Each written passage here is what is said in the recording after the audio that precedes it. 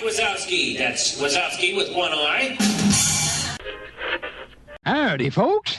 Please keep your hands and arms inside the train. Ladies and gentlemen, the presidents of the United States. No flashbulbs, please. Our performers are temperamental and easily upset.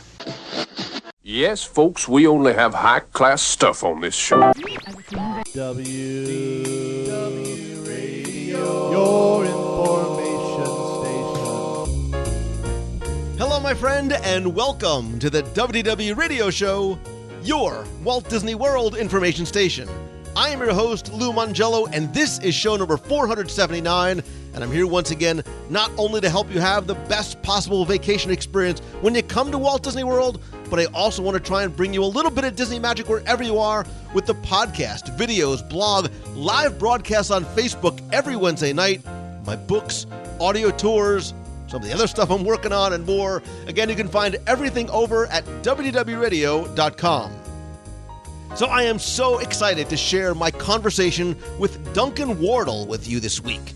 And now, while you may not recognize his name, he's the former Vice President of Innovation and Creativity for the Walt Disney Company. In his 30-year career, he helped send Buzz Lightyear to space, build a swimming pool on Main Street, USA, flew a turkey, first class, to Disneyland, and helped countless guests create lasting, magical memories. And this week, we sit down to discuss everything from Disney and social media to podcasting, customer service, and so much more. And then Duncan's also going to share some tips and tactics to help inspire creativity in you, and a special announcement as well. I'll then have the answer to our last Walt Disney World trivia question of the week and pose a new challenge for your chance to win a Disney Prize package. Then stay tuned to the end of the show. I'm going to have announcements for my next Momentum event, next Meet of the Month in Walt Disney World and Star Wars Celebration, and more. So sit back, relax, and enjoy this week's episode of the WDW Radio Show. Watch out! No!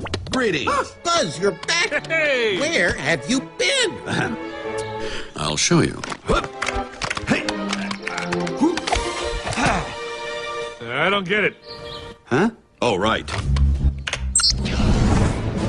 Buzz Lightyear Mission Logs. Episode 1, Blast Off. This is the mission log for my trip. Wow. Over 450 days in space. That's longer than any astronaut or cosmonaut has spent in space on a single mission. Ever. Wow. Yay! It's the space shuttle! Precisely, Rex. NASA's space shuttle is just one way to get to the International Space Station. Another way is a Russian Soyuz spacecraft. I took the shuttle. It looks like a rocket. Good eye. It is part rocket. It's also part spaceship and part airplane. Right. 10, 9, 8. Go for main engine start. 7, 6. Main engine ignition. 4, 3, 2, 1, 0. And liftoff of Discovery. To infinity and beyond. Look at it go! How does Disney do it? I don't mean the magic or the technology or what happens behind the scenes to create an attraction or an experience. I mean, how do they continue to create and innovate and ideate and entice and encourage us to continue to not only visit the parks, but stay interested and engaged in between visits as well? And today, I'm joined by somebody who for 3 decades helped to formulate some of the many ways Disney not only reached new and returning guests and fans in creative ways through some very unique marketing campaigns and ideas, but in doing so, increased brand loyalty to new levels. And he is a man who, among many other awards and recognitions, has been honored with the Outstanding American Citizen Award at the White House, and across the pond where he grew up, received the Duke Edinburgh Gold Award presented by Her Majesty the Queen. Formerly the Vice President of Innovation and Creativity for the Walt Disney Company, I want to welcome Duncan Wardle to the show. Duncan, thank you so very much for joining me today. Thank you very much. Delighted to be here. It was, I heard you speak not too long ago, and I was fascinated by not just your presentation, by your story. And there's so much that I want to talk to you about, both from a Disney sort of a fan perspective, but also from a creativity and a marketing and entrepreneurial point of view to what you're doing now. But I want to go back to the beginning, right? Because Disney's obviously all about story. And from what I understand, you have always been a Disney fan since you were a child, correct? It's true. I remember this is when I was, I can't remember how old, but not that old. And a friend of my mother's went to a place called America. What's America? and came back with a bronze keyring from a place called Disneyland. And I looked at it, and that was a shrine in my room. For about 2 decades. It was just like, wow, this person had been to a place called Disneyland. You're like, what's Disneyland? So I went down to the travel agent and I lied. I told them I was doing a school project because they had a Disney brochure, but it was even inside the travel agency, it was treated like the holy relic. And so I managed to get hold of one of these brochures and just fascinated by it. And just grew up. My first film was The Jungle Book. It was my 5th birthday. I sat on, in those days, the non-smoking aisle was about 4 seats, and the smoking aisle was about 80 seats. And so I sat there consumed by smoke, couldn't really see the movie in particular, but remember just the how it terrified you as a child. The snake just gave me nightmares for life. But the friendship, the songs, I remember where I was. I remember who I sat next to, who was on my right, who was on my left. The Jungle Book was my first film. I was, 5, and just smitten ever since. And from what I understand, you sort of called yourself sort of the poster child from the Toy Story film, right? You were a Disney fan. You loved Davy Crockett and all those. But when does it get to the point where you say, this is the company that I want to work for? So it's true. I grew up in the land of Davy Crockett, and then one day Neil Armstrong stood on the moon. My mother brought us downstairs. We were living in London as young children, and in front of the immortal worlds, one small step for mankind, were the immortal words repeated by my mother, which was sit down, shut up, and pay attention. Something important is about to happen. And then Neil Armstrong went on the moon. And so I instantly, for me, cowboys were history, and I was going to be an astronaut. So that didn't work out. And so I was at University in Edinburgh, minding my own business, and wanted to see if I'd been chosen for the rugby team for the weekend. And there was a picture of Mickey Mouse on the notice board. I thought, what on earth is that? So I thought, gosh. And it was a chance to meet an American. Like, ooh, what's an American? And so this was the middle of the 80s. And I went along, and they were hiring for students to come out to Epcot to work in the UK Pavilion for a year. And I'll never forget my first interview. I met this lovely lady called Becky. And the presentation was over, and I walked into the room for the interview. She was seated behind the table, and as the interview finished, she stood up. Well, Becky's from Texas. She's probably 6'4", 6'5", and I'm not. And as she stood up, all I could hear inside my head was 2001: Space Odyssey playing, and I thought, oh my God, they can't all be that big. But anyway, I was fortunate enough to get the opportunity to come out and represent the United Kingdom, so off I came. My first job with Disney, I was a barman at the Rose and Crown pub in the middle of the 80s. I met my wife there. She was a Mexican Aztec goddess on the other side of the lake. You're like, what's a Mexican? You're like, I have no idea. You're like, what's tequila? I'm like, I'm in. So I'm marrying a Mexican. And so married my wife. We went back to London. And in terms of my Disney story, everybody said, well, you'll never work for Disney again. You won't get back to America. And I phoned this gentleman who became my mentor and best friend for many, many years, Tony Altabelli. I phoned him every day for 27 days until his assistant got fed up. And so I got half an hour to go in and meet him. And I was Tony's coffee boy. That was my first job. I would collate 50 press kits a day, and I would get 6 cappuccinos from the local deli, and just loved being part of Disney. It was Disney in London then was probably 50 people. Now it's probably 3,000. So started in the London PR office. I loved the publicity because it was the ability to have a big idea and go sell it. You had no money, you weren't buying anything, you weren't giving anything away. It was just, how might we create? And again, you're working for a brand as big as Disney, you need to be audacious, right? You need to leave people with, wow, only Disney could do that. So grew up through the ranks, opened Disneyland Paris in 1992, which was probably, I think my first stunt was I convinced British Airways to put a massive pair of ears on Concorde, because I realized that if you drop the nose on the Concorde, it actually looked like a giant mouse. I was like, I'm just going to put the ears on it. And they went for it, bless them. It was a lovely picture. It went around the world. It's one of those big global pictures that everybody has to use. So did that for a few years, and then I was asked to come out and be head of PR for Walt Disney World back in the mid-90s. I came out here to open Disney's Animal Kingdom, Disney Cruise Line. And I remember standing in Central Park. It was a year to go to the opening of Animal Kingdom.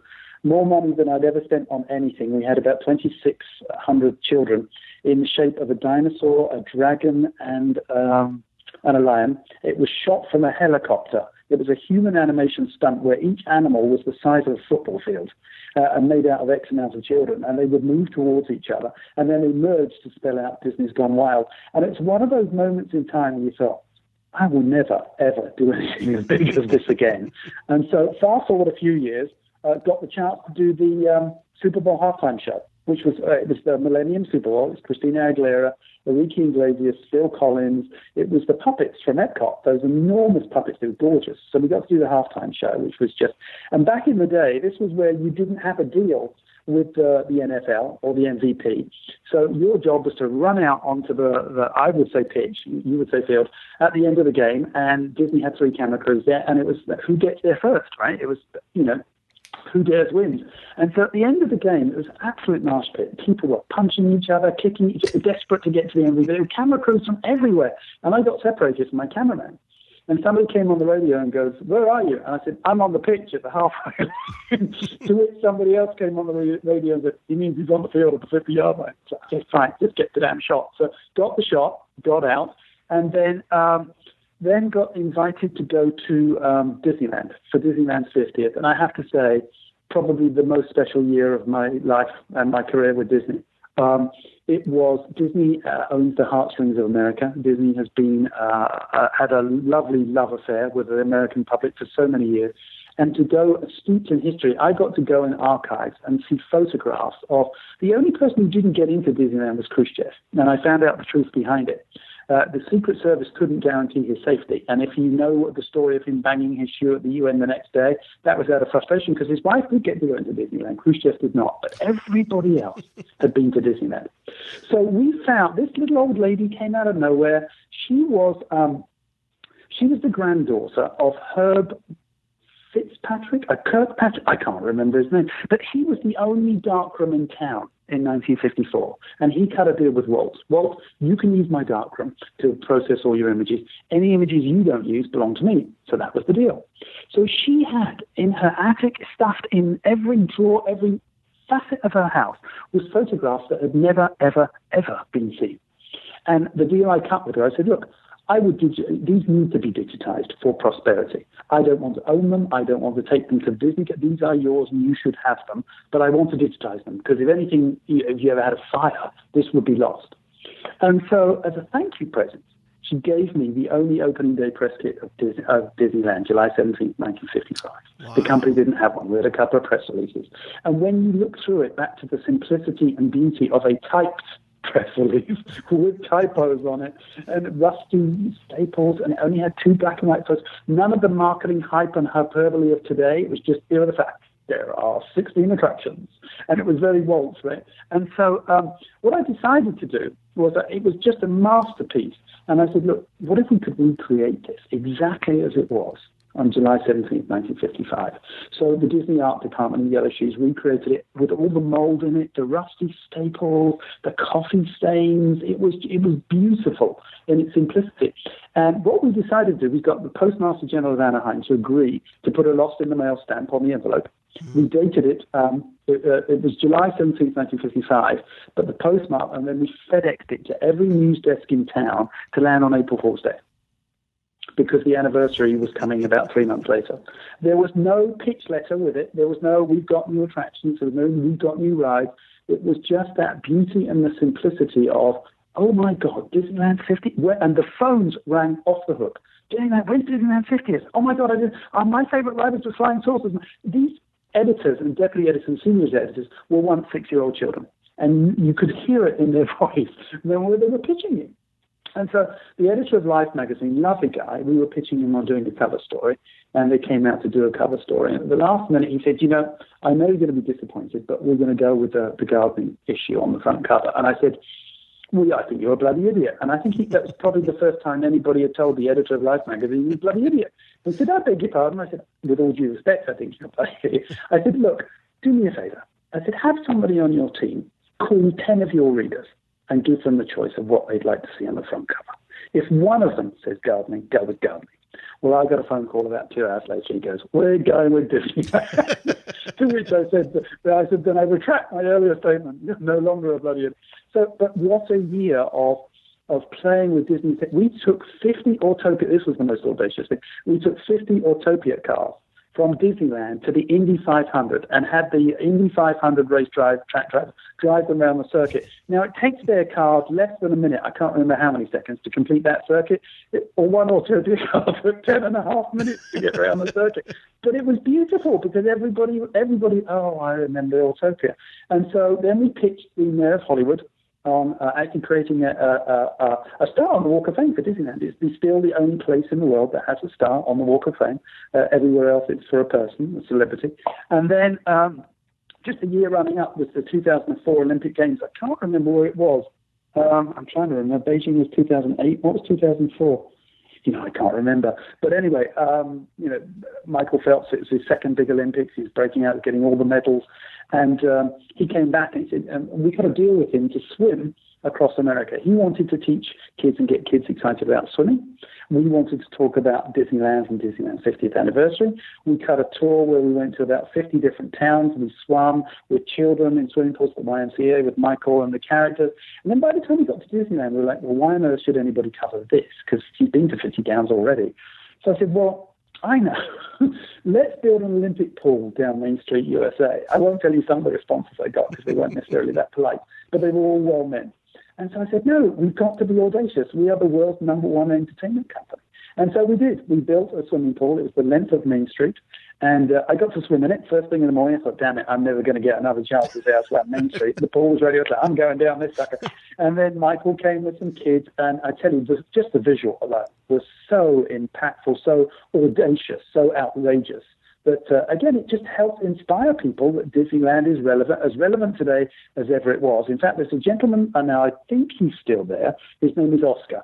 Now, you would probably know better than I. He's the chef who works at Carnation Cafe. He was there on opening day. He lied about his age, so he was younger than he should have been to be employed in July 17th, 1955. He's still there. Now, I don't think he's there every day, and I don't think he works too hard either, but he puts his chef's outfit, he comes out and just chats to people, and people go just to see. That's the beauty of Disneyland. It's that heritage that we all grew up with. So the media covered the 50th till they were fed up of covering the 50th, and they sort of politely said, could you leave us alone? And I was like, no, I've got another 6 months to go yet, mate. So I asked the team, I said, well, what else does the American media have to cover, even if they don't want to? So we got into, there's Labor Day, there's Halloween, there's Thanksgiving, there's Christmas, and there was me, Tim O'Day, and Trish Weishart was my assistant. I said, well, tell me about Thanksgiving. He said, well, the President of the United States of America pardons a turkey. I said, what? He said, oh, yes, he pardons a turkey on the lawn of the White House the Tuesday before Thanksgiving, and he's the only turkey pardoned by the President. And I was like, oh, my God. And Disneyland is the happiest place on earth. So I said, wouldn't that make him the happiest turkey on earth? And they both looked at me. And said, don't you dare. I was like, it's a phone call.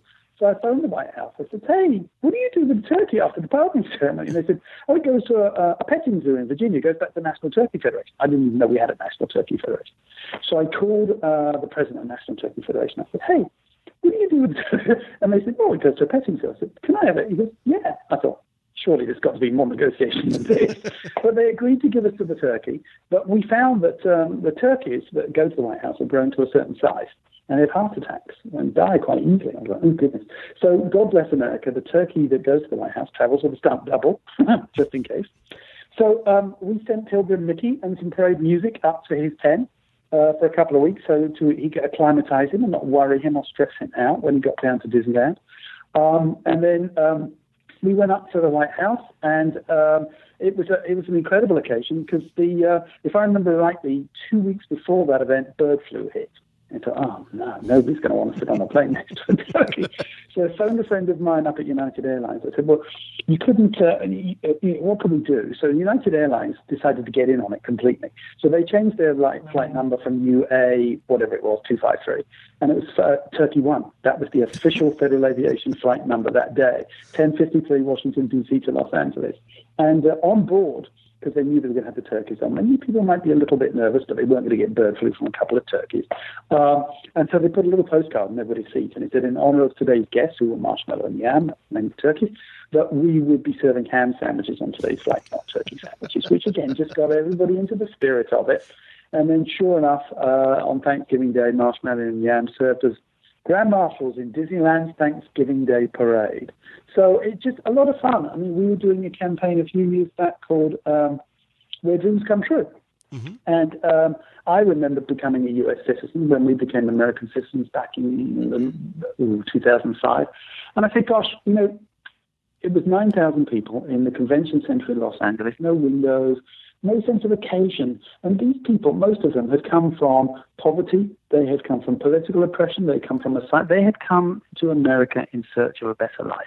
They'd all been here for a decade. This was their dream come true. There were people crying, and their children were crying. It was just such an emotional. This was their dream. People still come to this country as the beacon of democracy and freedom and liberty and all it stands for. And this was such an occasion, but there was no sense of occasion. Even the flag said "Made in China" on them. I was like, guys, really? Made in China? So I said, you know what? We can do better. And so for the dreams come true, I said, well, the American dream come true is the biggest one there is. I said, let's create a ceremony on July the 4th on Main Street, USA. We're going to have 1,000 immigrants become U.S. citizens. We're going to have a flyover. Gloria Estefan sang the national anthem. Lee Greenwood sung something to do with the Land of Freedom, I think it's called, where I best I know I'm free. Anyway, I won't sing it for you because you'll do it much better than I will. But it was a very emotional occasion. The flags clearly said "Made in the USA." Thank you very much. It was the sense of occasion that you just thought this was the right thing to do, and it felt good. And everybody thoroughly enjoyed it. And again, people were just crying. And Mel Martinez spoke, who was a Cuban immigrant. And it was just a really touching day. And I'm a believer, if you work for the number one entertainment company in the world, you have a responsibility. You're only there for a while. You are part of the legacy. And so while you're part of the legacy, it's on you, right, to remind everybody about what a special place it is. And to do those things that everybody sort of stands and says, I can't believe you just did that. And for 30 years, I did. And I thoroughly enjoyed it. Well, and I love all those stories. And they actually reminded me of, and we knew Charlie Ridgway.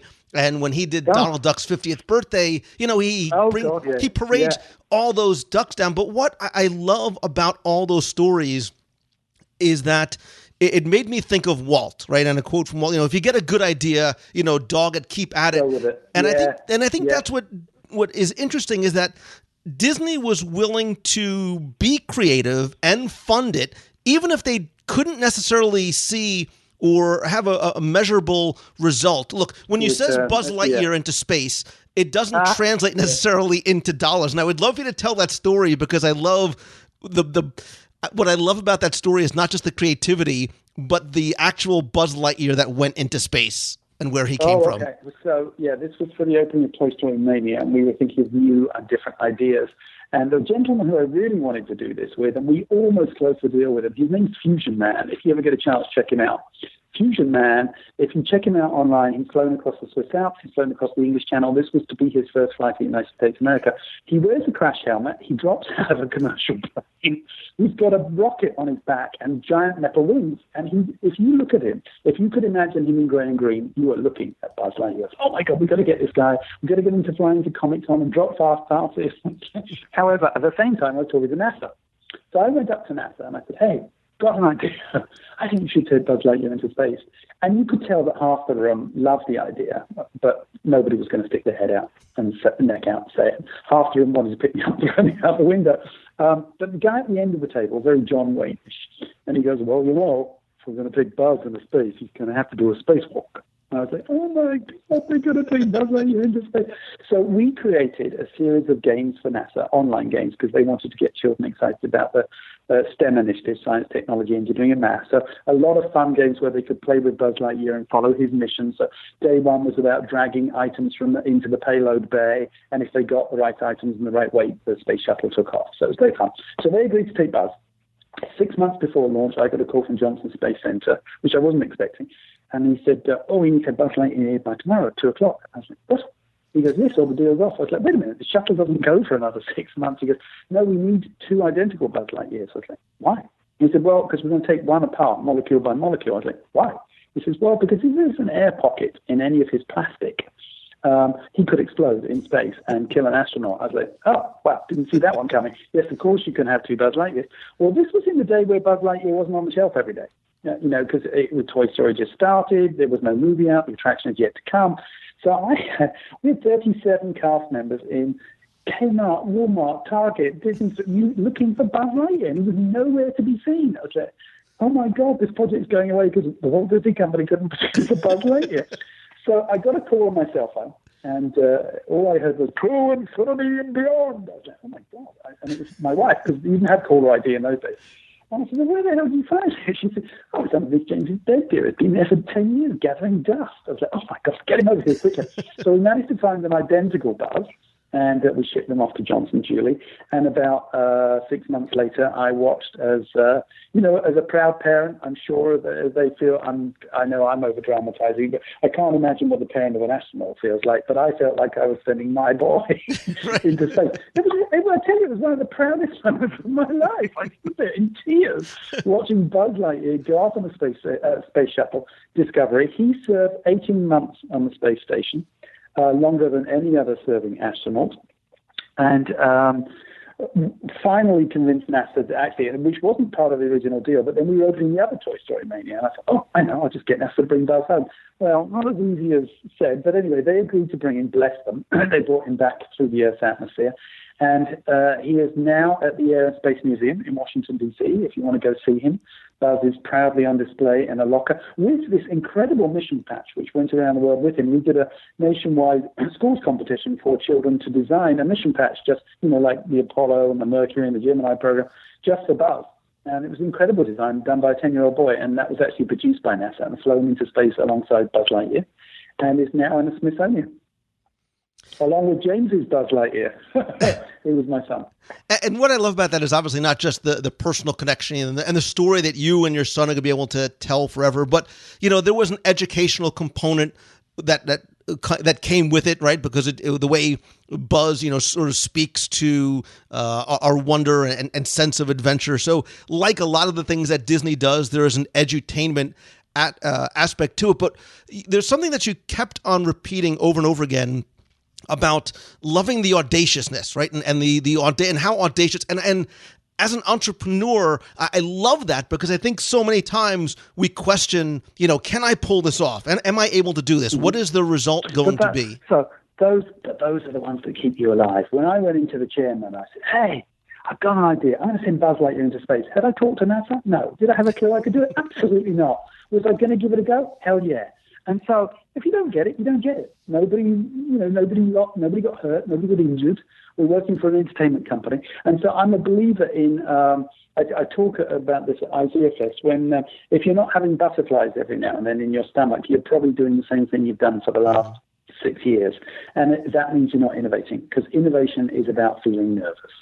And so, but think about innovation. I suddenly, the latest thing is everybody's got to have rapid prototyping. Oh, what's rapid prototyping? Well, it's bringing your project to life before you can actually envisage it. Well, guess who was first at rapid prototyping? Walt Disney. What do you think a storyboard was? A story, because I went to the Walt Disney Family Museum out in San Francisco last week. Beautiful museum, by the way. If anybody gets a chance to go, it's one of the best done museums. And not because I'm Disney. It's in fact, it's not owned by Disney.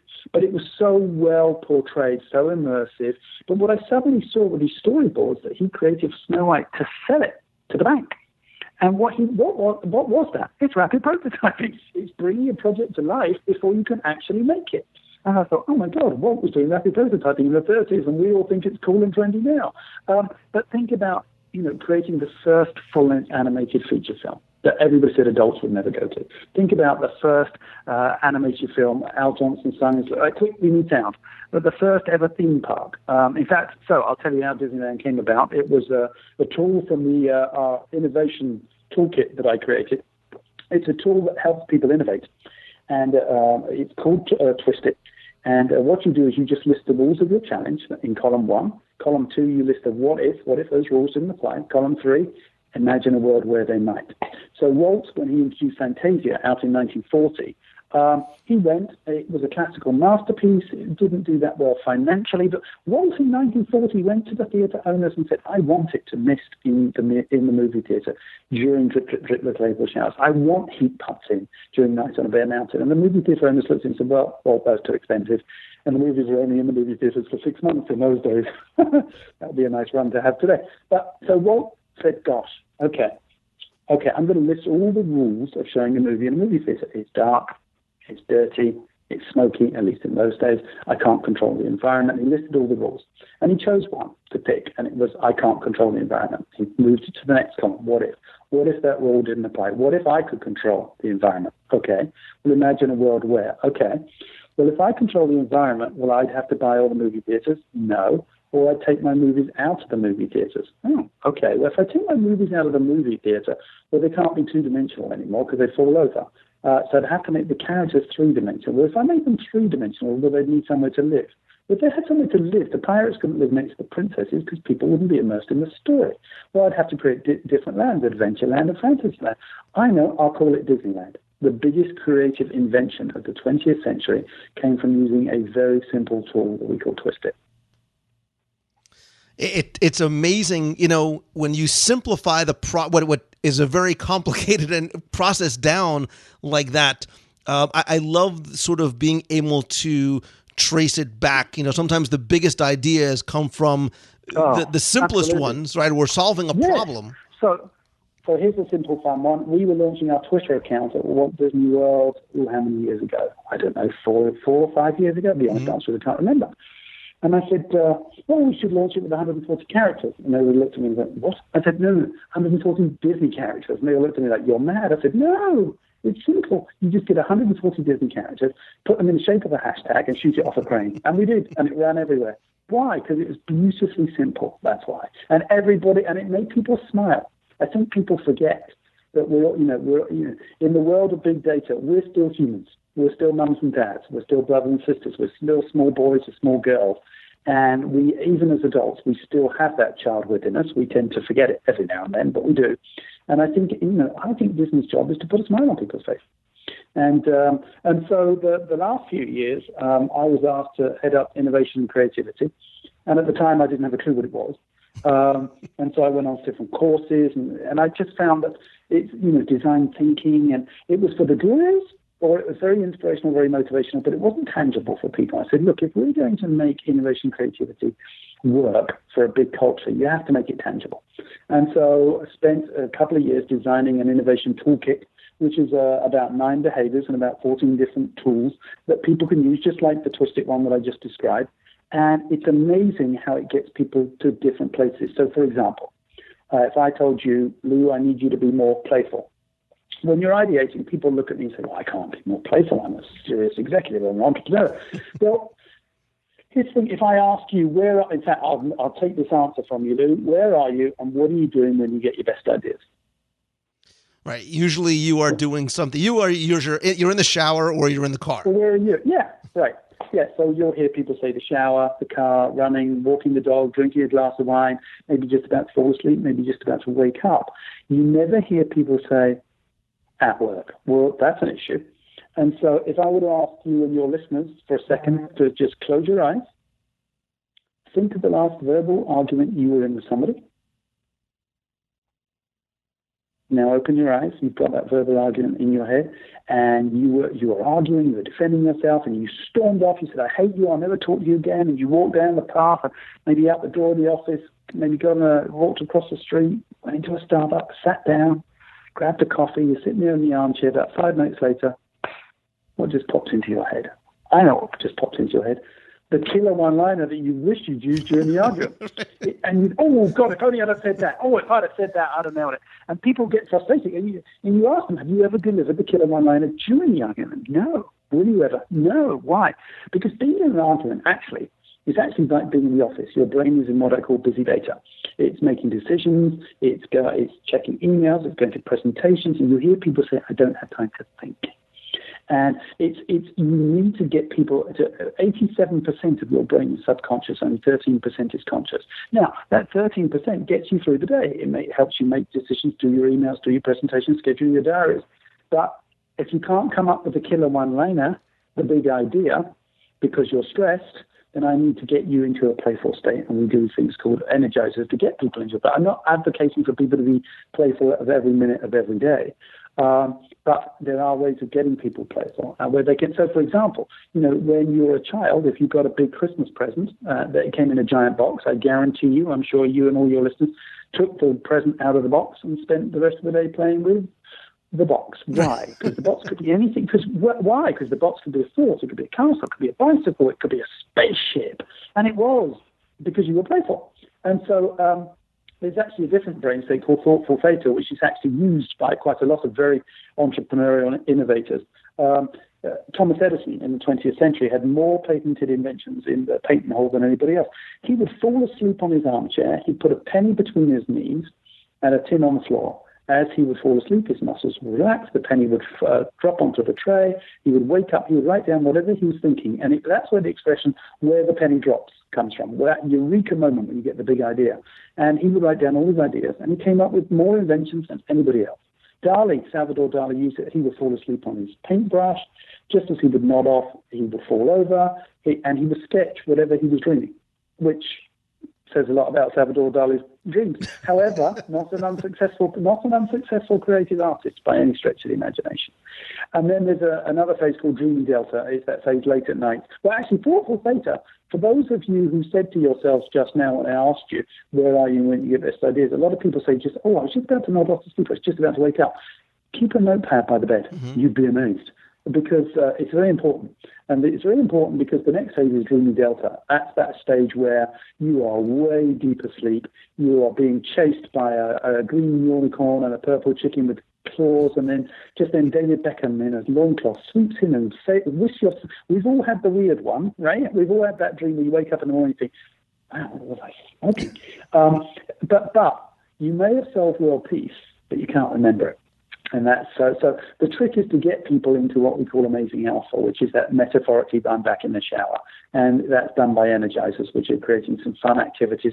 There is a science behind play, which is very important. And so these are a couple of the tools that we use, if you will. I've talked about Twist It. I mean, another example of Twist It, which I think is one that would resonate with all of us who used to go to Blockbusters. Right? Well, Reed Hastings had $130 worth of late fees at Blockbusters because, like all of us, he returned the cassette box on a Monday morning through the letterbox only to find out his children had left the cassette inside the cushions of the sofa.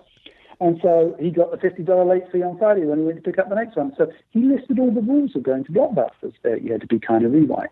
Could never get the one you wanted on an opening day weekend. You had to drive to a physical store. You had to have a membership card, et cetera, et cetera. And he chose physical store. He moved it to the next column. What if there was no physical store? Okay, imagine a world where, and he listed a world where, okay, well, if there was no physical store, I'd have to have a huge distribution point.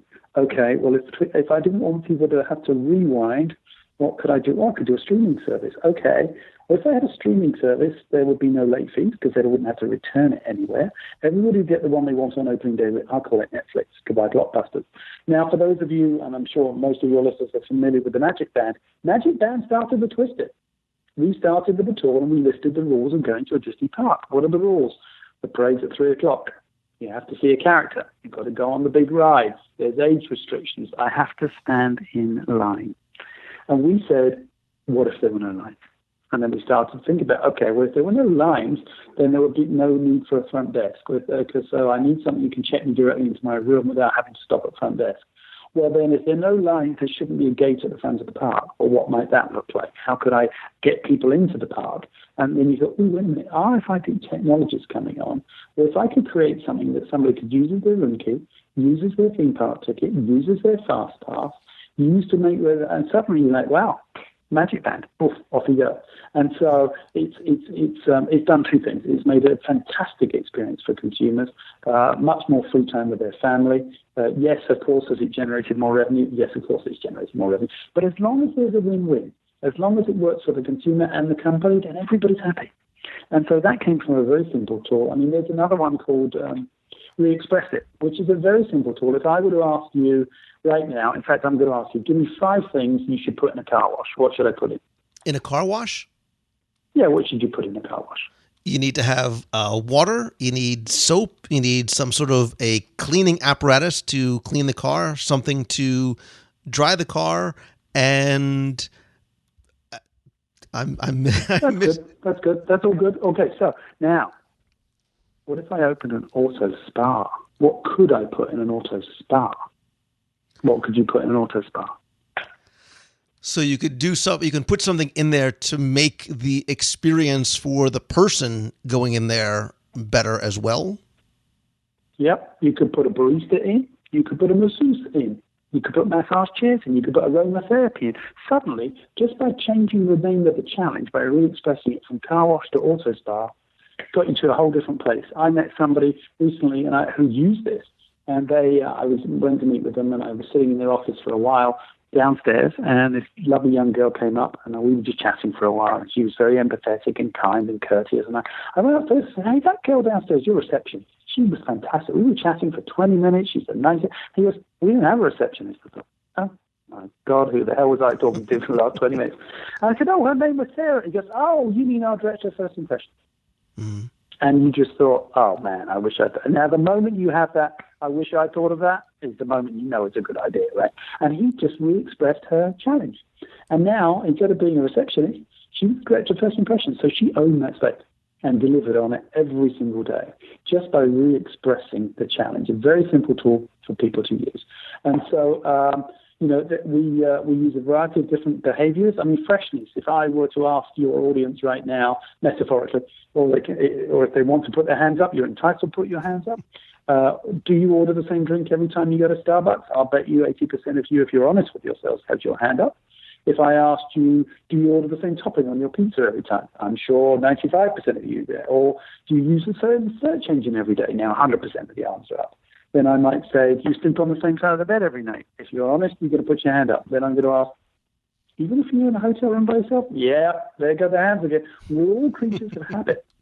Right? Have you ever had that moment when you've driven home, you've taken the bus, the underground, and you've arrived at your house, you're looking at your apartment, you look at your front door, and you think, how did I get here? Well, it's all happened. Right? Here's what happened. On your way home, your brain got bored. And when your brain gets bored, it shuts down. No fresh stimulus in, no new ideas out. And so we have what we call deliberate freshness, which, again, in your lives, everybody can have deliberate freshness. Commute a different way tomorrow. Take a different bus, listen to a different radio station, buy a different magazine, use a different search engine, order a different drink. You'd be amazed how Steve Jobs was a massive believer in unplanned connections, of bringing people together to have a different conversation. And one of the things you can do in your workspace is just create a coffee bar in the middle and invite people, or do a breakfast once a week and have people just come to a brown bag and just talk about random stuff. It's about bringing people together who would not normally meet to have a conversation they wouldn't normally have. Well, at some point in the next 7 days, spark a new idea for somebody. And that's the importance of freshness when you're trying to be innovative. Well, and sort of bringing that full circle, even back to Disney, one thing that Disney does very well is not just sort of coming up with the ideas internally, but, look, going back to the simple... The surveying of guests, right, to find out what it is that they like, what their pain points, what their problems are. One thing that the company has done, and understandably so, I say this in what I'll do, somewhat late to the social media game, right? We were talking about when their Twitter account came. It wasn't day one that Twitter started. It was years later.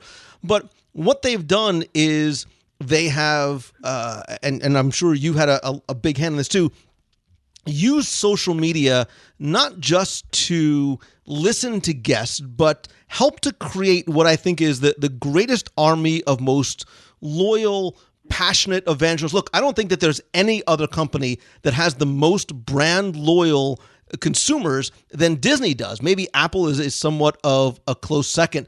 But can you tell me, sort of going back, especially to the early days when Disney was dipping their toe into the social media world, how does the guests and using social media play a role in generating word of mouth and social networking PR campaigns? Well, essentially, it's a listening post, isn't it? I mean, in the old days, you would go down, if you lived in Britain, you'd go down to the pub and you'd listen to the local community. Now, of course, social media is, of course, now you have a communication on steroids, but you can listen to that community and you can see what they're talking about. And you can find very quickly what are the touch points, what are the lightning rods, what are the positives, what are the negatives. And then it's about choosing to engage. I had an experience recently. I found too many brands on Twitter have a social media response team who will respond to you in about 20 seconds, but nothing happens as a result of it. Because they can't talk to their operations team. I won't get into it, but I had a flat tire. It was a car rental company. I won't name them, but I tweeted them and they came on, and the social media team were fantastic, but they couldn't talk to their operations team, so nobody could come out and help me. I was like, well, so how is that beneficial? So you've got to be social media with a purpose. You've got to be able to help people. And so by monitoring and listening in real time in the parks now and actually being able to go out and interact with the guests who's had a good or a poor experience is something we piloted at Disneyland, almost a decade ago now. And now it's moved from marketing into operations, as it should, because that's where you can, it's about speed of service, speed of guest recovery, doing the right thing. And I think also it gives you an opportunity to listen. It's the greatest barometer to, I am a great believer. I wouldn't speak for Disney. I'm not with Disney anymore, but I'm a huge believer that so many brands, so many companies now have an opportunity to crowdsource that haven't crowdsourced before, to go out and say, what would you like to see? What should our T-shirt design look like? What recipes should we serve in this restaurant to celebrate Halloween? And you'd be amazed how much input you get. And it's called the 1-9-90 rule. 1% will actively participate, 9% will like and comment, 90% will, we call it lurk, but they'll watch, they'll enjoy. Now, suddenly, you now know, and they'll vote, you now know the number one T-shirt design to produce. They've already told you what it is. They've already told you which favorite recipe. So if you were then to produce that, my bet, it's a bet because I don't know because I haven't done it, is you generate significantly more revenue off that one service item just because your fans, your community have already said, that's the one we want. And I encourage companies more and more to lean into that. A lot of companies lean away from it because they get worried about intellectual property rights and idea submission. I argue that I think it's because they're scared. They're scared that, if somebody else designs our T-shirt, we don't need somebody to design T-shirts. But again, I think I just think there's a massive opportunity for brands and companies to not only listen, but to engage. And by engaging, actually produce products and services based on using that as a listening post. And I think you'll find a lot of companies like Disney doing that more and more. And it doesn't have to be a macro company. I mean, it could be look, from an individual, I'm a huge believer in community. I don't have listeners. I very much dislike the word fans. I have always looked at and treated people as though they are friends, not fans. And I know you've talked about sort of the democratization of community, right? And allowing people to not just consume what a brand like Disney is pushing out in terms of content, but they can collaborate and be part of the process. And what Disney has started to really do is how I see them interacting with guests, both in real life, but in social media, and using some of the content that not just Disney's creating, but that the guests are creating as well, which... because the Instagram feed at Disneyland is only guest content. Right. There are no Disney. I think there are a few Disney official pictures in there, but it's primarily just guest content, which I think is. And the guests snap some incredible images, and they really are. They're absolutely fantastic. And I just think why not? Why not? It is this absolute community who love the brand, who want to participate. I think London had an opportunity at the Olympic Games when they unveiled their logo. There was people hated the logo. And within 24 hours, there were about 5,000 submissions of what a logo might look like, and much more iconic logos. There was one of the London Underground, which is that red circle with the blue line through it. It just said London 2012. And I was like, wow, that's it. Go with that one. And, because people think, the local community, well, it's not my games. It's only for the wealthy. I can't get a ticket, but I have to pay taxes. Well, they could have had an opportunity to say, no, this is your games. You design the logo. You choose the logo. That takes courage. But I will tell you, I think there is a bigger opportunity now. There's a bigger maker community coming through. There's a bigger entrepreneurial community coming through. I think that companies would be wise to spend more time actually being brave and leaning out into their communities and at least pilot it. Try it. See if it works. If it doesn't work, don't try it again. It's okay. Well, it's hard because my bet is it would work. Right, because so many companies, especially like Disney, to give up some level of control, that's I think still an issue for a lot of big brands. Yep, but when you are so protective of your IP and of the brand, but I think you're right, the not just the future, but the present is allowing conversations between consumers and the brand. Yeah, no, I'm a convert. I'm way down the other end of the funnel. I think people should be doing it more and more. I think people hide behind the barrier, but what it's because it's not been done before, so they're fearful. But don't try it on a multi-million-dollar idea. Try it on a T-shirt design or a recipe item. Nobody's going to go out of business over it. Right. And I'd just be amazed. You'd be amazed the level of community, the level of creativity. The creativity comes from all sources. I'm a great believer. There's a wonderful quote by Ed Catmull at Pixar. It says, creativity doesn't follow job titles. It just comes from where it comes from.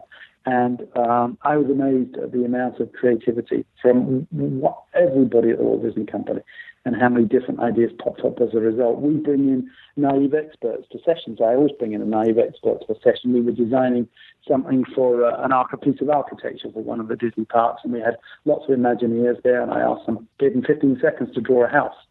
And if I gave you 15 seconds to draw a house, I know what I'm going to get back. I'm going to get a box, a square with 4 windows in it. The windows will have a cross inside each one representing the window pane. It will have a door at the front in the middle of it, and if you've got time, you'll stick a triangle on the top and you call it a roof.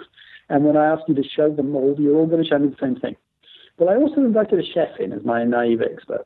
And this was at Hong Kong. And he drew dim sum architecture, which if you've never seen it before, clearly, because I hadn't either, were 2 steamed shrimp balls sitting on a wicker basket with a window and a door. A dim sum architecture. And you thought, wow, seriously? Yeah, but here's what he had done. He gave permission to the Imagineers to get out of their river of expertise and think differently. And so he gave them, because, if you think architecturally, well, it's got to have 4 walls, got to have a door, got to have a window, it's got to have a roof. Well, does it? Or might we think of more audacious architecture? And so he got them to a place they couldn't have got to by themselves. In fact, somebody stuck a Post-it note on there about 20 minutes later, and it said, wow, distinctly Disney, authentically Chinese. And 7 years later, what was the brand proposition for Shanghai Disney? Distinctly Disney, authentically Chinese. So just by having that naive expert, somebody who will ask the provocative questions, who will get you out of your river of thinking your expertise, they won't solve the challenge for you, but they will get you to think differently. And that's about innovating. That is helping people to innovate. It's about getting people out of the river of expertise and allowing them to think differently, which is not easy to do. I've designed 4 lateral thinking toys like the one I talked about earlier on, really express it, twist it. There's another one called Borrow. And so this is all you do is you look out into the world and ask yourself, where in the world has somebody already solved the challenge that I'm working on? And you borrow back the underlying principle. Speedo in the late 90s were charged by the US Olympic team to make their swimmers go faster through water. So you ask the question, where in the world has somebody already solved the challenge of moving quickly through water? People will very quickly think torpedoes, speedboats, motorboats, dolphins, sharks, etc. Well, they chose sharks. They chose a bullnose shark, and they just did biomimicry on it. We found if you pet a shark from nose to tail, they're very smooth. You pet it from tail to nose, you'll lose all the skin on your hand because they have these very sharp pimples all the way along their skin, which allow them to hold an air pocket underneath each pimple, which they can expand as they wish to stop on a dime and turn, as you would if you're a swimmer about to hit the wall and turn, or they can reduce their surface friction by squashing their air bubble down when they want to move quicker through water. Speedo created, they borrowed the underlying principle back, created that one-piece swimsuit that you saw all the swimmers wear at the Sydney Olympic Games of the year 2000, and broke 18 world, I want to say 18, but it was a lot of world records. And they were considered so innovative, they were banned, that's when you know you're being innovative. So, Duncan, we were talking about Disney in terms of the social, in terms of social media, and it's been really interesting to watch, just not as a fan, but from a sort of a business perspective, because Disney has never really had a face of the company, as it were. Apple had Steve Jobs, now they have Tim Cook, and Virgin has Richard Branson, and I completely understand the reason why. But they did something interesting a number of years ago when the Disney Parks blog allowed individuals not only to just create content, but to have photos with it. And I thought that was really important because I think that went a long way to humanizing the brands. And I think that because the people who are writing there are such fans of the company first, it really comes through and it shows that they are really kind of the biggest brand evangelists. How important do you think that really is? So it's a fair point. Disney doesn't necessarily have a Richard Branson or a Steve Jobs, but they have Mickey Mouse, which again is a good face for the company. But also think about 96,000 full-time employees in the summer at Walt Disney World, and they are the face of Disney every single day. Whether it's Sarah, David, Peter, Susan, they're out there every day, 8 hours a day with the guests. And so they are the face of the guests. So if you think about the ultimate social media, right, it's the time that you spend in the park with your family, enjoying it.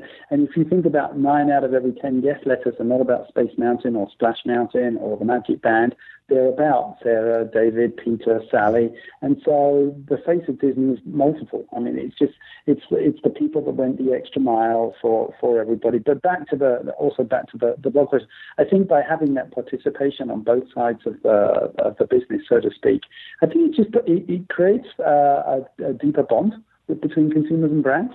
And I think having that together where people can participate together, I think is, again, that's what we talked about crowdsourcing earlier on, getting people involved in the participation. People don't want to sit back now. People want to participate in brands that they're very passionate about. And I think companies would be wise to open that avenue of opportunity up.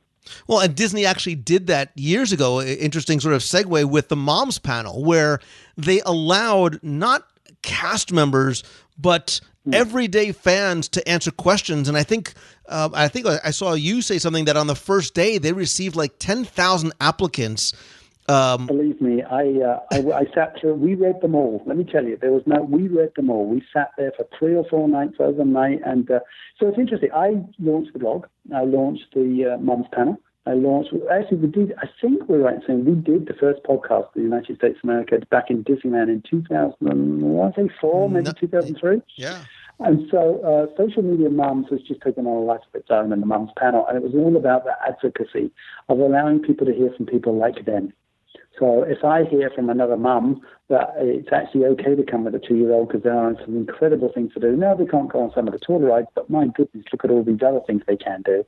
And while they still believe is such an important part, that that goes a million miles because it allays any fears I may have because she knows what I go for. Well, and I think it's really interesting, too, because I think it overcomes some PR and even some advertising issues and barriers because what they've allowed people to do is not hear the messaging coming from Disney, but from their peers. Look, it's one thing for Disney to say, go to Pecos Bill's, it's the best hamburger on property, as opposed to somebody else saying, hey, I've been to Pecos Bill's, that is where I think you should go, it's the best hamburger on property. And because, too, they don't moderate the comments, the level I talk all the time about authenticity and how important that is, that's really something that's present. Yeah. So wait, so Pecos Bill's is the best hamburger on property? Well, that's up for debate and discussion. But okay. All right. Sorry, I had to ask, right? So I just think you're going to see social influencers for all brands become a much larger part of the mix because I think that advocacy, and you're right, hearing from somebody like me, as opposed to the brand, is more likely to overcome any challenges and misperceptions I may have than hearing directly from the brand itself. And I think there are some brands that have more advocates than others. However, I would encourage any brand, they all have advocates. Some may have more than others, but they'll all have passionate ones. And I think by opening up that dialogue and allowing people to speak on your behalf, you are not only reaching an audience that, yes, you can reach, but do you reach them with the same authenticity as a third-party person? But equally, you may reach people that you alone cannot reach. Well, I think, too, what it does is it makes it no longer a one-way push of a marketing message. Right. It makes it a two-way conversation and shows to me as a guest that Disney is willing to listen to me, to accept my advice, to accept my input, and that I have sort of a vested interest in what is going to happen. No, I couldn't agree more. I mean, it's you could look at it as a lot of companies look at it as a blessing and a curse. They go, well, we're delighted that everybody wants to participate, but we're not sure if we want their participation, and so they don't open up as much as they should. I only see it as a blessing. If people are passionate about your brand, and they point out what's right about it, and they point out what could be fixed, I think that's a good thing. I think you can only learn from it. You can get better. You can get stronger. And too many executives in companies are tucked away in air-conditioned offices. Don't get out and experience the product as a consumer does each and every day. And I think it would behoove them to do so, because I think only then can you be more in touch with your consumer and serve them better. Absolutely. You mentioned the Disneyland podcast. I remember when and I knew Michael Gohagan for a long time, being sort of an old guy in the podcasting space. God, sure. I haven't spoken to Michael. Michael, wow. So you've got to put me back in touch, because there's somebody I would love to say hello to. I haven't. I worked with Michael, back in 2003 to 2004 when I was out at Disneyland for 3 years. Yeah, and so that always fascinated me, that first of all, sort of how it came about, but, what was the why? What was the goal and the mission, and why it really ceased? Because obviously, as somebody who waves the podcasting flag very hard, I think this is such a powerful medium for the on-demand generation. Yeah, I can't speak to why it ceased, because I didn't even know it had ceased, to be honest.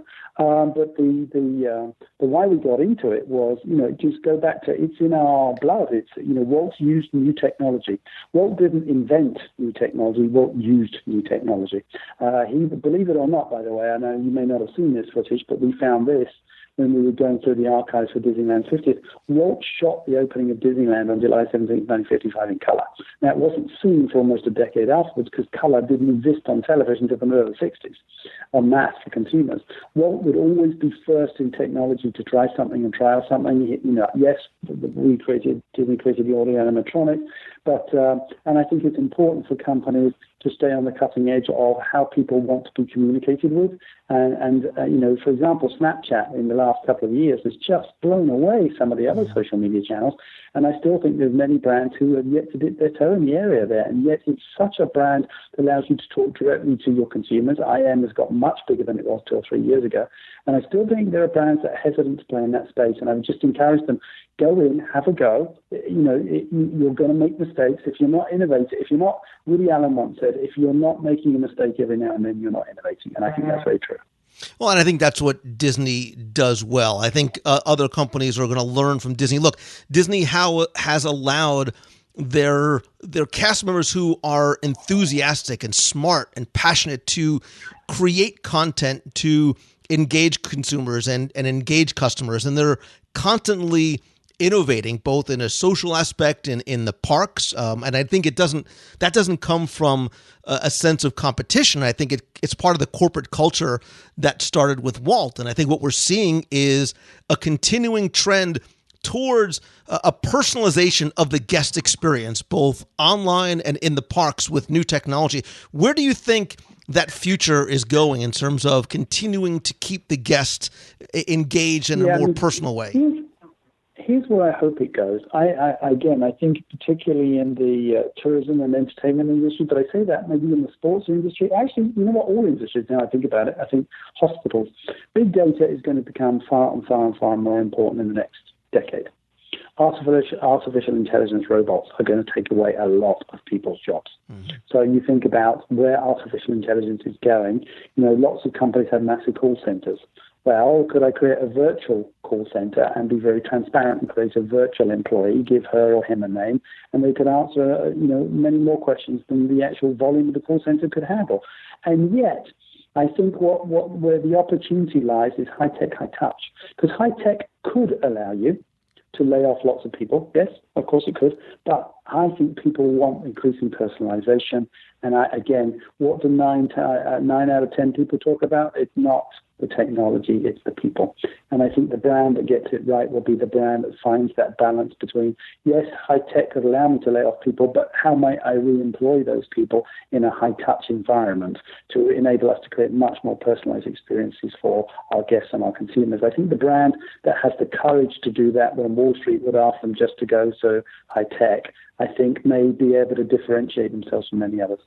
Yeah, I think you're right, and I think what we might see is something I can envision a day in the very, very near future where Disney takes advantage of some of the AI technology where they would have a messaging bot. So if you have a guest relations based question, you can ask the bot via Facebook Messenger, which will have some answers that it can create for you, but it will also allow them to directly connect you to a human being that will pick up that conversation and really give you the answers that you want. Again, that sort of very high touch, very personal, and more importantly, an immediate response as opposed to having to wait on hold somewhere for a guest relations cast member to chat with you.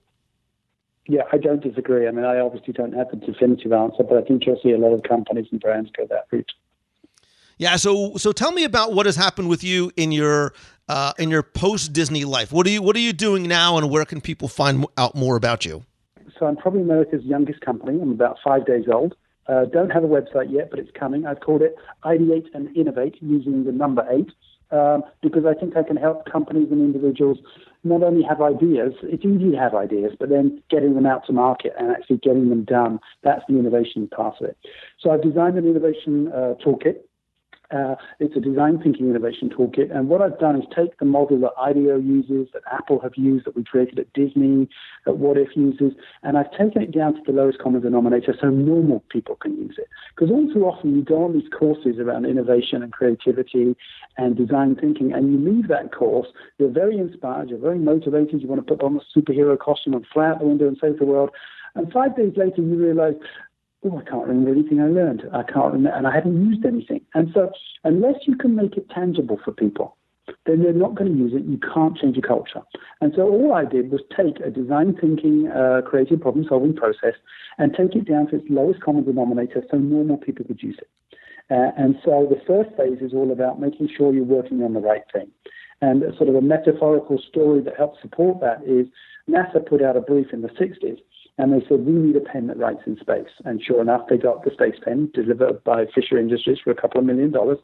And they used it in space for about 20, 30 years. It's the one that writes in 0 degrees. It writes in the vacuum of space, upside down. And they used it. And then after Détente and the Berlin Wall came down, they were with the Russians who became the cosmonauts. They were no longer Soviets. And they were proudly sharing all the innovations that each side made over the last 30 years. And the Americans showed off, this is the space pen. And the Russians were like, wow, they were blown away by the space pen. And they said, wow, we use pencils. Wow, well, wait a minute. So how many times in our life have we found 6 minutes, 6 days, 6 weeks, 6 months after you started working on the challenge, you think, hang on a minute, we're working on the wrong thing? Because people don't take the time to challenge the challenge to begin with. And if they do, because if you start 1 degree off, you're going to finish 180 degrees off. And I would argue a lot of companies are guilty of that. So there's about 4 tools that help you not only ensure that you're working on the right challenge, but the team are aligned around it. The second set of tools allow you to go out and gather consumer insights in new and different ways to allow you to innovate. And so we'll go out and we'll meet with a weird, a deep, and a normal. A weird is somebody who has nothing to do with your challenge that may shed some interesting light on it. A deep is somebody who works in your industry but doesn't work for you, and a normal is your consumer. You actually go out and spend time with them. And we've had some absolutely breakthrough insights that gave Disney and some of my newer clients some new bases of new categories, whole new business entities to go play in. The next section is 4 lateral thinking tools that help people think differently. As I mentioned earlier on, our number one biggest barrier to innovation is our own expertise. Our own expertise tells us, legal won't let me do that. That's not a strategic plan fit. I'll never get the money to do it. And so you subconsciously shutting ideas down before you're even listening to them. And these lateral thinking tools actually help stop you from doing that. And they all are designed to get you to a different place. Innovation is about getting you to a place that you couldn't have got to by yourself. And then the final set of tools help you rapid prototype and actually get it done. And this is where, if you think about the barriers to innovation that most companies face, there are really 5 things. One is time to think. And you hear people say, I don't have time to think. Two is everybody wants innovation and design thinking, but everybody has a different definition of it. And unless you can establish a common language inside an organization, you're not set up for success. Three is most companies, especially those that report to Wall Street every quarter, are risk averse. So how might we create a set of tools that allow people to take smart risks because they've got some innovative toys they can actually use? The next one is consumer insight is underused. Actually, I would argue it's ignored by a lot of people because they don't know how to go and mine it and go find it. And the tools help you do that. And the last one is this: ideas get stuck, deleted, or killed as they move through the process. I think that has happened to all of us. And so we created a set of tools that enable the team to align around, yes, I've got all the ideas. Now, how do I know which is the right one? And so one tool allows the team to vote anonymously. So that it's not just the senior person's decision, it's actually the team. And you find out it's where the passion is. Because if the team aren't passionate about an idea, it's not going to get executed. And then the next tool is, well, if the first tool is voting with your heart, this one is voting with your head. And it takes some very easy success criteria established at the get-go and allows you to map visually one idea over the other and very quickly see which one is more likely to drive the business results that you want. And so it's, I teach workshops now, half-day workshops, full-day workshops. If people want to learn the entire design thinking model, 2-day workshops. Here's the guarantee that when you walk out of the workshop, you'll know how to use the tools. And that, I think, distinguishes it from so many other courses and workshops and seminars that people go on that are very inspirational, very motivational, and they have their place. But if I don't know what to do with it, how can I, as an entrepreneur or a business, change my business model, get out of my river of expertise, understand the consumer insight, and get the idea to execution? And that's what the Innovation Toolkit does. And so, Duncan, you speak exactly my language in terms of, look, first of all, I think that everybody has that sense of creativity and innovation in them. Sometimes they say, well, I'm not a creative person, or I have this idea, I don't know how to execute. That is why, and I don't mean this to sound like a shameless plug, but that is why I created my Momentum event in Walt Disney World, because I want people to be able to come to an event not just to hear a presenter speak, but because it's a workshop, they can right there on the spot take what they've learned and start to implement it. So they don't walk away with just a notebook full of ideas. They actually start to take action. And I think there would be nobody better for this event to come and speak and present on some of the things that you've talked about, and that you've done with Disney as a brand, and then ways people can implement that themselves. And if you were to come and speak at the Momentum event, that would be a thrill, not just for me, because I've heard you speak, but I think for anybody that would be in attendance. No, I'd be thrilled. I mean, I mentioned the workshops, but I'm also doing keynote presentations and speaking now. And so I think it's great. And I applaud you for doing a workshop. The speeches and the presentations, I thoroughly enjoy giving them. But I think the workshop also allows the participants to go a little bit deeper and leave with some tangible tools so they know what to do with them afterwards. And I applaud you for that. Absolutely. And thank you so much. I am super excited not just to watch you, but to learn from you as well and really make a positive difference in people's lives by the time that they walk out. I will certainly put a link to in the show notes this week to where people can find you on LinkedIn and on Twitter and on some of the other social networks. And I certainly look forward to seeing you later on this year at the event and hopefully keeping in touch in between.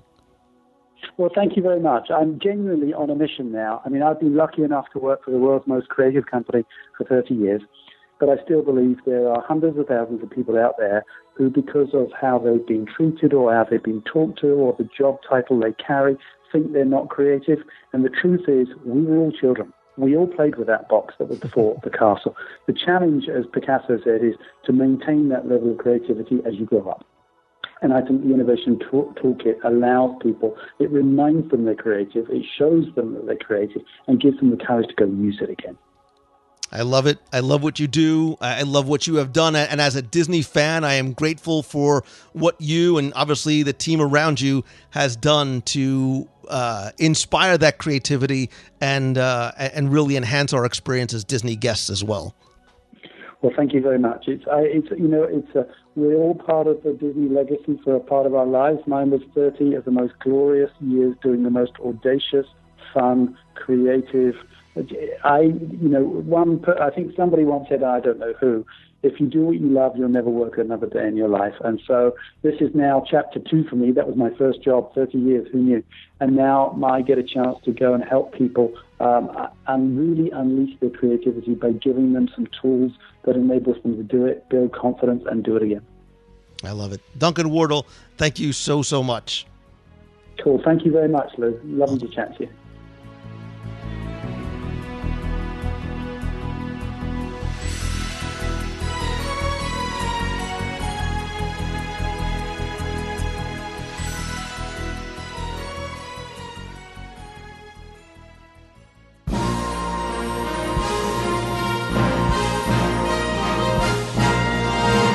Time for our Walt Disney World Trivia Question of the Week, where I invite you to test your knowledge of Walt Disney World history or see how well you pay attention to the details, not just always in what you see, but sometimes in what you hear, maybe even in what you eat. And if you think you know the answer, you can enter via our online form for a chance to win a Disney prize package.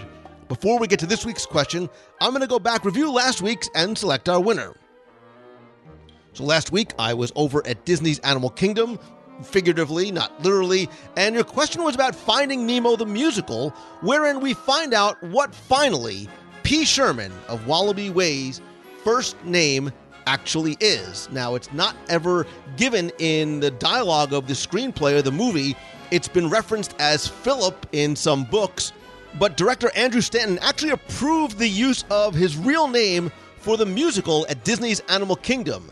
And we know from listening to the song We Swim Together that they swim in harmony, they start at dentistry, and they are the fish of Pablo Sherman, DDS. So there you go. His name is Pablo. And again, thanks to the thousands of you actually that entered, got this one correct. I appreciate the one of you that actually sent in the voicemail singing the song to me. You got bonus points, but it didn't help in the actual selection process because I put all the correct entries in, randomly select one, and last week's winner is going to receive the 102 Ways to Save Money for and at Walt Disney World book, all 7 of my virtual audio tours, which you can find at the shop at WDW.com, the WDW Radio Magic Band 2.0 cover, some WDW Radio stickers, and I'm also going to send you the WDW Radio Hot and Cold Travel Mug, not available in stores, on Amazon, or as seen on TV. And last week's winner, randomly selected, is Eric Dixon. So, Eric, congratulations. Use the online form. I will get your prize package out to you right away. If you played last week and didn't win, that's okay. Let's keep moving forward because here's your next chance to enter in this week's Walt Disney World Trivia Challenge. So, my favorite attraction, and by favorite I mean it's one of a list of 10 favorite attractions, is probably the Haunted Mansion. It is classic, it's quintessential Disney. I think we've all probably seen it hundreds, if not thousands of times. But how well do you really pay attention and really remember the details just from your memory? So, for example, in the stretching room, before you actually enter the attraction, we see paintings of some of their guests in their corruptible, mortal state. And one of those people depicted is a young woman with a parasol on a tightrope. Tell me, what is directly below her? It's that simple. So you have until Sunday, April 9th at 11:59 p.m. to tell me what is below the ballerina with the parasol in the Haunted Mansion stretching room portrait. You can go to WDWRadio.com, click on this week's podcast, number 479, use the online form there. He'll give me your name, your address, so if you do win, I can send you your book, your audio tours, your Magic Band cover, your stickers, and yes, because I love the Haunted Mansion and I love the mugs, I'm going to throw in a mug as well. So good luck, look alive, and have fun.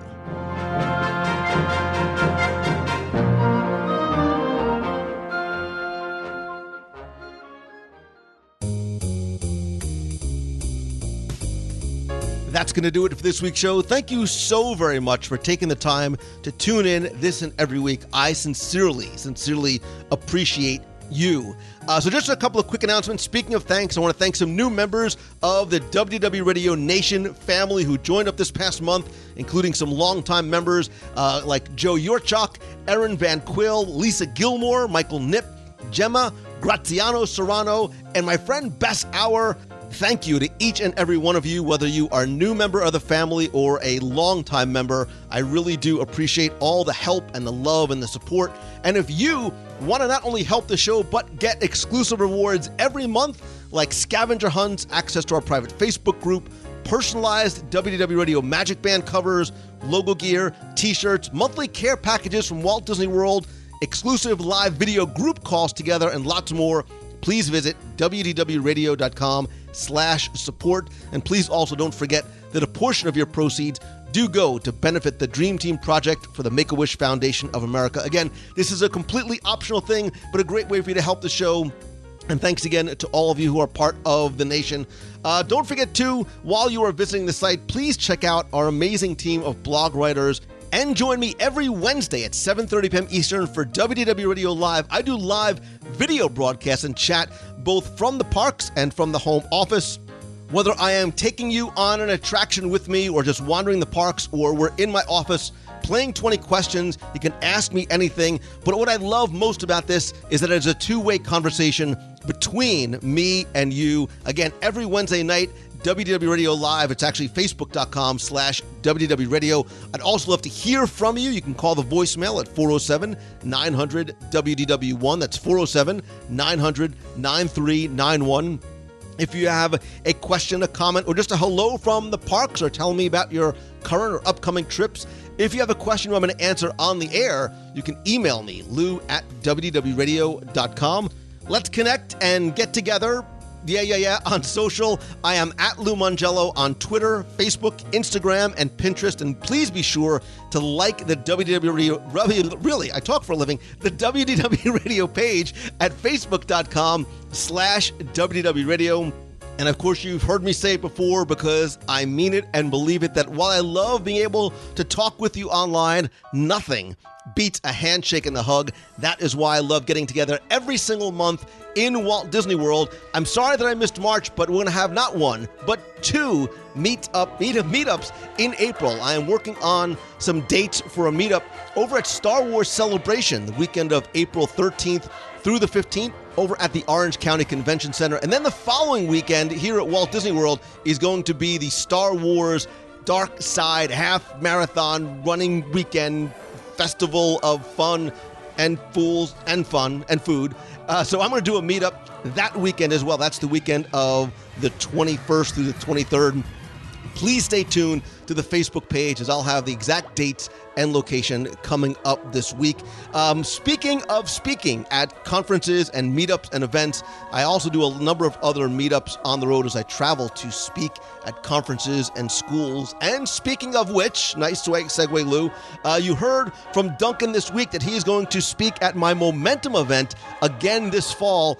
Momentum is an event that I started last year here in Walt Disney World, really to help a small group of people turn what they love into what they do. I'm going to have a full announcement with details, dates, directions, discounts, and more Tuesday, April 4th, over at facebook.com/Lou Mongello. I will do that live on Facebook, and then I'll also post it on my Facebook page in case you missed it. Again, this event is limited to just 50 people and then just 10 people for the Mastermind Day immediately following, but it is going to be this fall in Walt Disney World. And no matter where you are on your journey, if you want to turn your passion into your profession, I think this event would really be helpful to you. So stay tuned for details from that. Also, thanks, as always, to Mouseman Travel. They are my official and recommended travel provider. So whether you're coming down for Momentum, our Double Dip cruise, our cruise to Alaska next year, a group event, your own event, you want to come down solo, the whole family,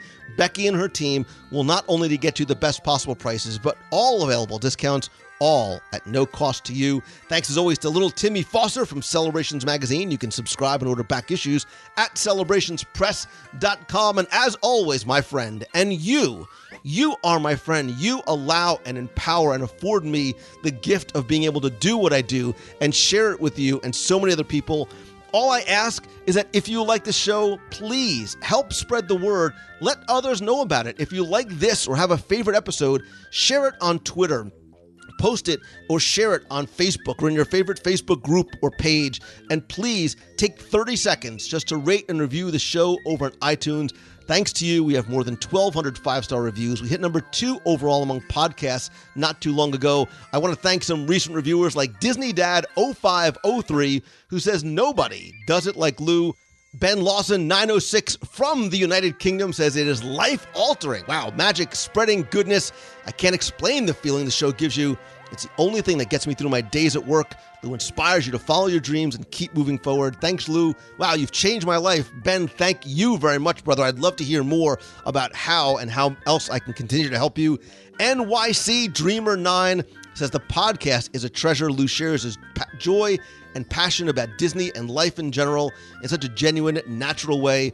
You love hearing about the historical details of the parks and attractions. Loves the pop culture references. Nice to know that somebody gets them peppered into the podcast. Loves Timmy Foster and the other guests. Not only does it help me plan for and look forward to my next trip to Walt Disney World, but it inspires me to find the joy in everyday life. Thank you, Lou. Your friend, Amanda. Amanda, I love that, and you are my friend, whether we've met yet or not. And G. March says, love, third time is a charm. Love this podcast. The knowledge Lou has is amazing. Would love to meet him. Fantastic. All I could say, G. March, the next time you come down here, please let me know. Would love to meet you as well. If you'd like to rate and review the show, just search for WDW Radio on iTunes or go to wdwradio.com/iTunes. It'll give you a link right to the iTunes store. And finally, I need to just say it again and again and again one more time. Thank you, thank you, thank you. I so very much appreciate you and the gift that you have given me, which is your time, which I know is so valuable. And I thought a lot about gratitude over the past couple of days and the past week, and I am grateful for you. And I want you to be grateful for what you already have, right? Give what you can, be grateful what you have, but never, ever stop working for what you really want. And if I could maybe help you, however that way is, whether it's with the Momentum Conference or something else I can do for you, please let me know. I hope you have your best week ever. Always keep moving forward. See ya. Hey Lou, this is Kelly Severson calling from Canton, Ohio. I just wanted to say I've listened to your podcast for years. I've loved every minute of it. I started as a sophomore in college, and I guess that puts me about 7 years now listening to the podcast. Been through a lot with it, and I just want to say thank you for all that you do. I'm one of those Disney fanatics, and this really helps tide me over till my next trip. I hope you have a great day, and see you real soon. Hello, Lou Mongello. This is Andrew Thompson from Quesnel, Canada, BC.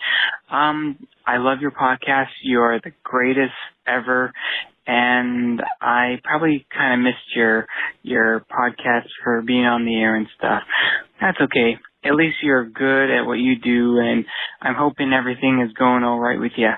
I love your podcast, like I said, and I love it when you do the Becky voice. It's so funny, and I hope you can do a Disneyland California podcast of your best rides, foods, or whatever you want to do.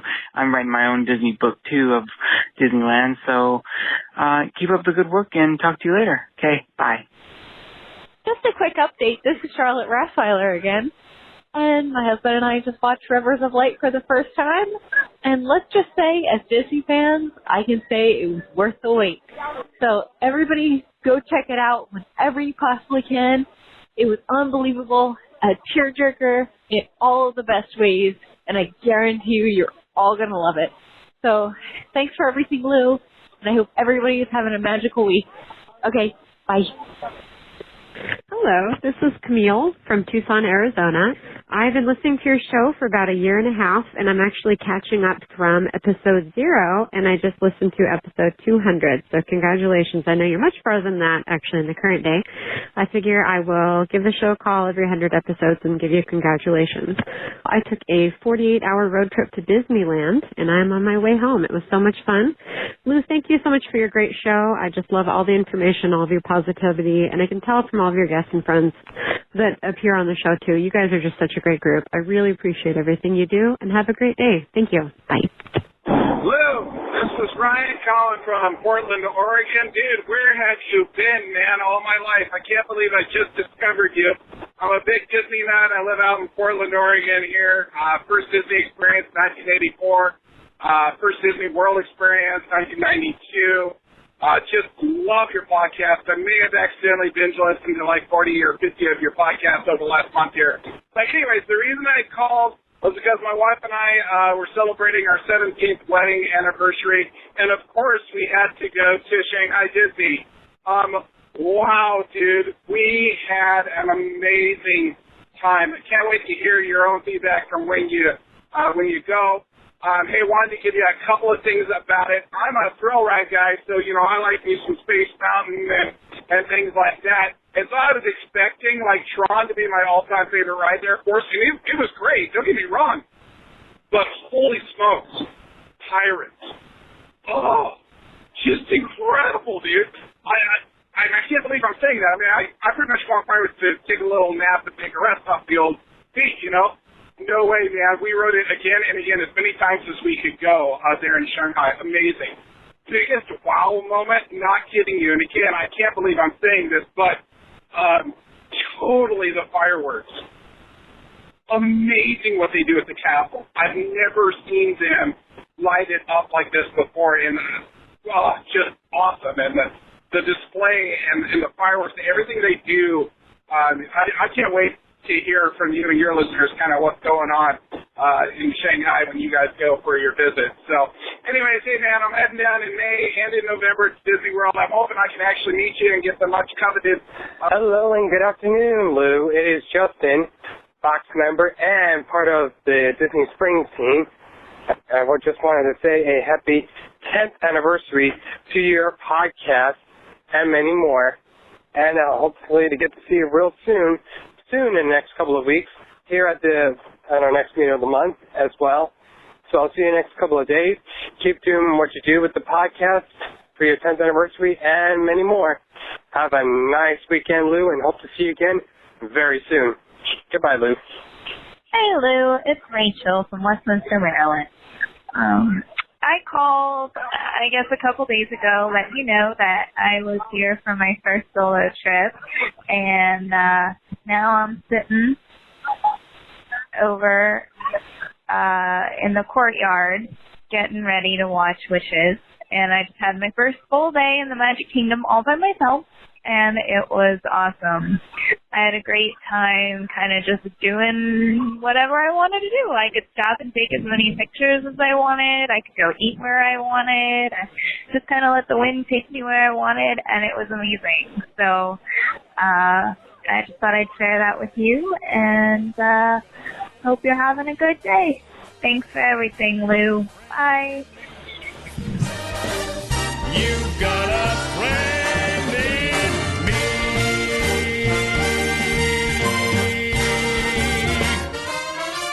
Yeah.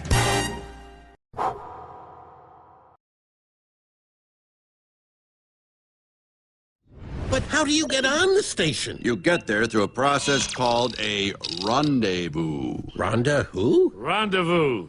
It's French for showing up the right place at the right time. That's right, Ham. Through a series of complicated maneuvers. Wow, Buzz, you're actually in space. How fun!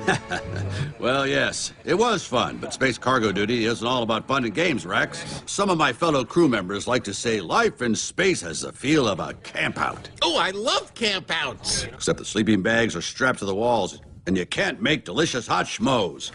That's s'mores, Buzz. Oh, right. If you want to know more, you can visit this NASA website. Buzz Lightyear, a real space ranger.